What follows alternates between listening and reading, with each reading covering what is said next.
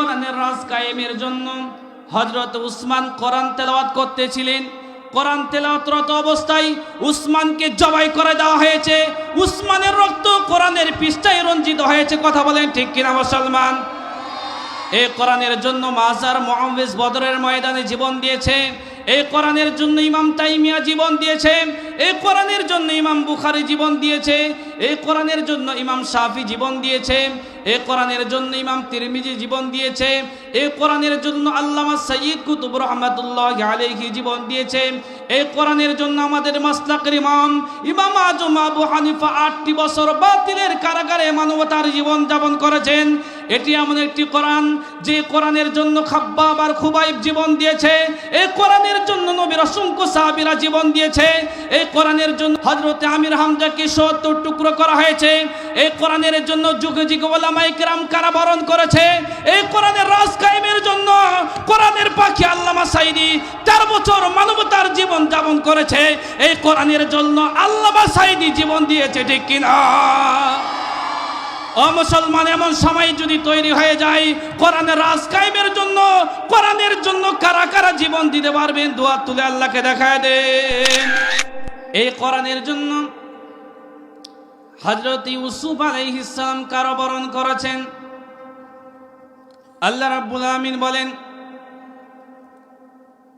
أحد عشر كوكبا والشمس والقمر رأيتهم لي ساجدين.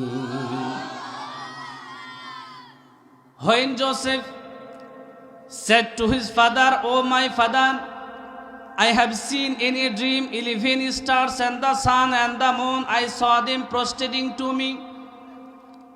হযরত ইউসুফ আলাইহিস সালাম স্বপ্ন দেখলেন 11টি নক্ষত্র, চন্দ্র, সূর্য আমাকে সিজদা করতেছে।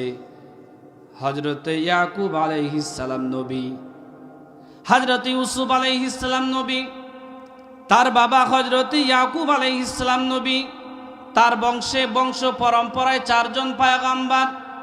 হাদিস শরীফের ভিতরে এসেছে কারিম ইবনুল কারিম হযরত ইউসুফ আলাইহিস সালাম 1 নয় 2 নয় জেলখানার অঙ্গ প্রকোষ্ঠে 60টি বছর মানবতার জীবন যাপন করেছেন। প্রিয় ভাইরা আমার, জেল খাটাও নবীদের সুন্নাত।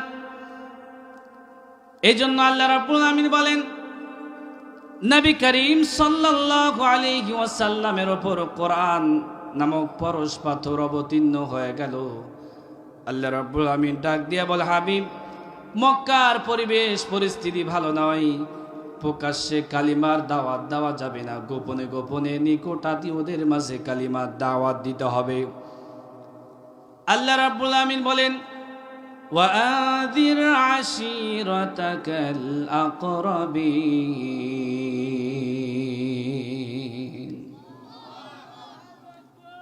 হে নবী, আপনি আপনার নিকট আত্মীয়দের মাঝে কালিমার দাওয়াত প্রদান করুন।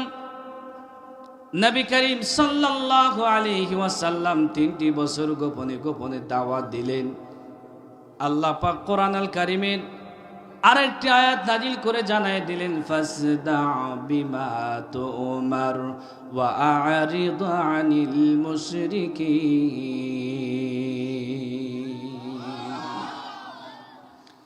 সূরা হিজরের 94 নম্বর আয়াত। আল্লাহ পাক ডাক দিয়ে বল, হাবিব,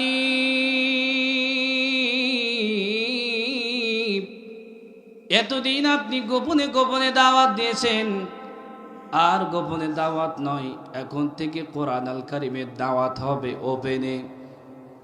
নবী করিম সাল্লাল্লাহু আলাইহি ওয়াসাল্লাম এভাবে কোরআন আল কারীমের দাওয়াত দিলেন। ষড়যন্ত্র কিন্তু এখনো বন্ধ হয়ে যায় নাই, ষড়যন্ত্র চলতেছে। কোরআন আল কারীমের আলোচনা, কোরআনের আওয়াজ মক্কার জমিনে কেমনে স্তব্ধ করে দেওয়া যায়, এজন্য তাদের অবৈধ সংসদ ভবন দারুন নাদওয়ার বৈঠকে নবীর বিরুদ্ধে অবৈধ সিদ্ধান্ত নেওয়া হয়েছে। ঠিক কিনা? 1500 বছর পূর্বে অবৈধ সংসদ ভবন দারুন নাদওয়ার বৈঠকে যারা সিদ্ধান্ত নিয়েছিল কোরআন চলতে দেওয়া যাবে না, 2024 সালে জাতীয় সংসদ নামের অবৈধ সংসদ ভবনে তারাই সিদ্ধান্ত নিয়েছে বাংলার জমিনে কোরআন চলতে দেওয়া যাবে না। আল্লাহ রাব্বুল আমিন তাদের এই সিদ্ধান্তের কথাগুলো কোরআন আল কারীমের ভিতরে কোট করে দিয়েছেন। আল্লাহ রাব্বুল আমিন বলেন, ওয়াকালাল্লাযীনা কাফারু লা তাসমাউ লিহাযাল কুরআনি ওয়ালগাউ ফীহি লাআল্লাকুম তাগলিবুন।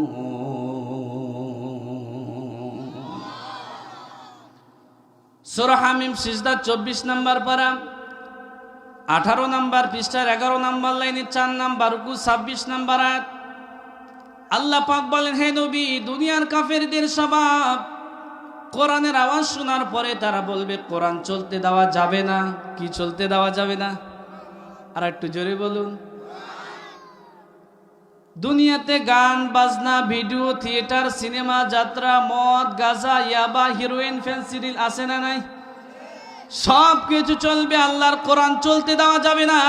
কারণ তারা এ কথা ভালোভাবেই জানে, আল্লাহর কোরআন সংসদ ভবনে প্রতিষ্ঠিত হয়ে গেলে চুরি করা যাবে না। আল্লাহর কোরআন সংসদে প্রতিষ্ঠিত হয়ে গেলে অবৈধভাবে ক্ষমতার চেয়ারে বসে থাকা যাবে না। এই জন্য তারাই সিদ্ধান্ত নিয়েছে মদ, গাঁজা, ইয়াবা, হেরোইন, ফেন্সিডিল, মমতাজের ডান্স হবে, আল্লাহর জমিনে কোরআনের কথা বলা যাবে না। যারা আইন জারি করে 144 জারি করে কোরআনের তাফসীরগুলো বন্ধ করে দিয়েছে, বাংলার জমিন থেকে পালাবার জন্য তাদেরকে 45 মিনিটও সময় দেন নাই। কথা বলেন ঠিক কিনা মুসলমান?